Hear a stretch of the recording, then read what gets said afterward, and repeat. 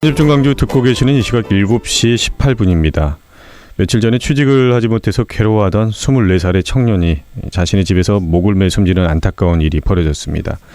이런 일이 처음 있는 일도 아니고 너무나 빈번하게 벌어진 일이라 이제는 낯설지도 않은데요. 어제는 노인 빈곤과 또 자살률에 대해서 이야기했는데 실상 이 청년들도 큰 문제들이 많이 있습니다. 일할 나이에 일자리를 구하지 못해 방황하고 또 이런 문제들 때문에 벼랑 끝으로 내몰리고 있는데요. 이런 문제를 해결하기 위해서 우리나라는 여러 가지 정책들을 제시하고 있는데요. 과연 청년들이 바라보는 2015년 어떤 해였는지, 또 살기 좋은 2016년 만들기 위해서 필요한 건 뭔지 강주 청년유니온 문정은 조합원 연결해서 이야기 한번 들어보겠습니다. 안녕하세요. 네, 안녕하세요. 네. 2015년이 다 가고 있는데요. 여러 가지 정부에서는 정책들 많이 내놓고 여러 가지 설명들도 많이 있었는데 우리 청년들한테 2015년은 어떤 해였는지 궁금한데요. 예, 아시는 것처럼 굉장히 헬조선한 한 해였다고 생각합니다. 예. 연초에는 청년들에게 달관해야 된다고 얘기했었던 한 큰 언론사의 기사가 화제가 됐었는데요. 그때 당시에는 달관해야 된다고 얘기하는 우리 청년 세대들이 또 중반에 들어서는 수저계금 때문에 낙심해야 됐었고, 네. 또 최근 이제 진행자께서 말씀하셨던 것처럼 이제 삶을 포기하는 과정까지 오면서 여느 때보다 굉장히 암울했던 한 해였다. 근데 한편으로는 이제 또 대통령이 한 해 동안 가장 많이 말했었던 단어 중에 10위에 해당하는 단어가 또 청년이었어요. 아, 그래요? 그러니까 그러다 보니까 어느 해보다 청년 문제가 대단히 우리 사회에 중요했는데 누구보다 또 청년이 많이 호명되기도 했지만 청년들의 삶은 나아지지 않고 대단히 필요하고 암울했지 않나 싶습니다. 네, 암울했던 2015년이었다. 이런 진단이신데 지금 청년유니온 활동 열심히 하고 계시지요? 우리 문정은 조합원님 같은 경우는 이 활동하면서 청년들 많이 만나신 것 같은데요. 네네. 네, 주로 청년들은 어떤 고민을 하는지 이게 궁금한데요. 사실은 이제 다른 이제 연령들이나 어른들이 하는 고민들이랑도 비슷한데요. 요즘 들어서는 이제 불일치한 것에 대한 고민들이 좀 많아요. 불일치요? 이게 무슨 말이냐면요. 특히 이제 대학생들 같은 경우에는 전공과 이제 취업 간의 미스매칭이 너무 많은 거죠. 그러다 보니까 이제 20살 이전부터 취업 준비에 대한 고민이나 대학에 들어왔을 때 어떤 전공 선택해야 되는지 이런 고민도 좀 많고요. 그리고 또 이제 대학을 졸업하고 나서는 당연히 일자리에 대한 고민들이 많은데 이게 정부가 주는 정보나 이런 것들과 개인이 가지고 있는 정보, 대학이 제공하는 정보가 대단히 또 불일치합니다. 그러다 보니까 실제 가지려고 하는 일자리를 갖기가 또 어려운 부분들이 있고요. 그리고 또 학년들이 높아가면은 취업에 대해서 이제 압박감이 커지다 보니까 역설적으로 이제 열정페이에 대해서도 대단히 많이 노출되어 있어요. 그 일자리를 빨리 가져야 되는데 실제로 가질 수 있는 일자리는 없다 보니까 열정페이에도 굉장히 많이 노출되어 있는 것들이 좀 있고요. 그리고 또 이제 한몸 누일 방한칸이 필요한데 집을 구할 수 있는 방법이라거나 가지고 있는 돈이 많지 않다 보니까 주거에 대한 고민들도 많아지고 있습니다. 근데 여전히 또 청춘이고 청년이다 보니까 연애에 대한 고민 이런 것도 빠질 수가 없는데요. 실제 이제 3포 세대나 9포 세대, M포 세대라고 얘기하는 것처럼 그 부분에 대해서 오히려 빨리 포기하거나 단념하는 친구들도 많아서 고민들이 많고, 한 가지만 더 말씀드리면 최근 이제 제가 실제로 체감을 하는 그 상담 내용이 가장 많은 거는 신용 관련된 문제예요. 아, 신용이요? 이 어떤 문제죠?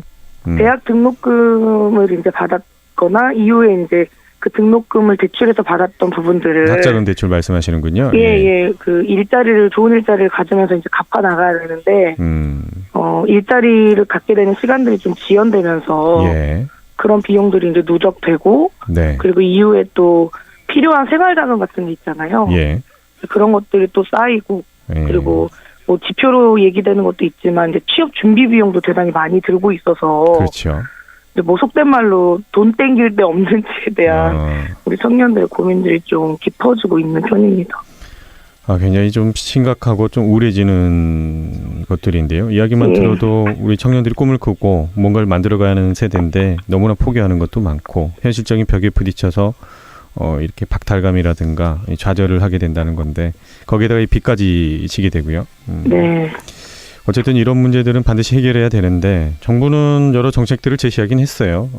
정부의 정책들이 올 한 해 나온 것들도 많이 있는데 또 내년에도 뭐 법안 도입을 꼭 해달라는 박 대통령의 주문도 있었는데 올해 정부의 정책들 이것들은 실제로 실효성이 있었는지 이것도 궁금한데요. 아무래도 이제 가장 최근에 논란이 좀 되고 있는 반값 등록금 관련된 정책부터 얘기를 드려야 될 것 같은데요. 예, 그렇죠. 최근에 이제 거리의 현수막이라거나 이런 것들을 보면 대대적으로 정부가 이제 반값 등록금 정책을 지켰다라고 하는 문구들이 많이 보이고 있습니다. 그래서 이제 좀 한번 따져보면요. 이제 아무래도 실질적으로 정부가 이야기하는 것은 실조라고 하는 이제 등록금 예산 안에서 실제 이제 3조 5천억 원에 가까운 예산들이 마련됐다라고 하는 게 그 주장의 근거인데요. 아무래도 이제 보통 그 자녀를 두신 학부모들이나 실제 대학에서 등록금 고지서를 받아보는 대학생 입장에서는 실제 그 고지서에서 등록금이 반값으로 나오는 것이 가장 확실하고 체감하는 등록금 정책이지 않겠습니까? 그렇죠. 근데 실제 이제 서울 시립대 같은 경우에는 실제 이제 대학생들이 받아보는 등록금 고지서에 당장 이제 140만 원에서 120만 원의 반값 등록금이 기입이 됐는데 실제 우리 정부에서 하고 있는 그런 정책 홍보는 실제 대학생들이 체감할 수 있는 정도의 반값 등록금이 아니에요. 그러니까 전체 비용은 그렇게 투여가 됐지만 이게 이제 소득에 따른 그 차별적인 지원으로 지금 되고 있어서 실제 체감하는 등록금 정책에 대해서는 대단히 낮은데도 불구하고 정부가 좀 이제 정책을 홍보하는 과정에서 좀 호도하는 부분이 아닌가 싶고요. 그 외에 뭐 학자금 대출 부담을 경감시켜주겠다 이런 것들 뭐 학점으로 좀 평가를 내보자고 하면은 뭐 B+ 정도 될 것 같고요. 그리고 아무래도 이제 정부가 가장 잘하고 있다고 얘기하는 청년 창업 지원 관련해서는 어느 정도는 이제 성과가 있다고 생각합니다. 근데 그 외에 가장 안 되고 있는 정책들이 아무래도 이제 대학 기숙사 확충이라거나 또는 청년 공공 부문의 일자리 확대 같은 경우에는 수치상으로도 대단히 이제 부족하고 아직까지는 좀 낙제점 아닌가. 그래서 전반적으로 이제 평균 정도의 어떤 점수를 보여주고 있는데요. 이후에 이제 남은 기간들이 많지 않기 때문에 그 조금 더 박차를 가해서 청년 정책들을 좀 챙겨 나가셔야 되는 부분들이 많은 것 같습니다. 일단은 뭐 정책적으로 제시하는 것들이 있지만 이것도 실질적으로 효과가 있었느냐 여기에 대해서는 의문이 있고요. 평균 점수 정도라고 했는데 실질적으로 반값 등록금이라면 등록금 자체가 줄어들어야 되는 거 아닌가 싶은데요. 이런 문제들 지적을 하셨는데 어쨌든 이거는 정부에서 추진했던 일들이고 우리 지역 이야기 좀 잠깐 해보죠. 어쨌든 윤장현 시장 이 체제에서는 청년의 미래가 지역의 미래다 이런 기조 안에서 굉장히 많은 정책들을 추진하고 있는데요. 많은 노력들을 한 것 같아요. 이 부분에 대해서는 어떻게 평가하시는지요? 여느 때보다 뭐 17개 광역시도장 중에서 가장 돋보이는 청년 행보들을 하셨다고 생각하는데요. 아무래도 이제 최근에 뭐 성남시라거나 서울시에 청년 배당이나 청년 보장 못지않게 광주시 자체도 청년 정책에 대한 고민들은 많았다고 생각합니다.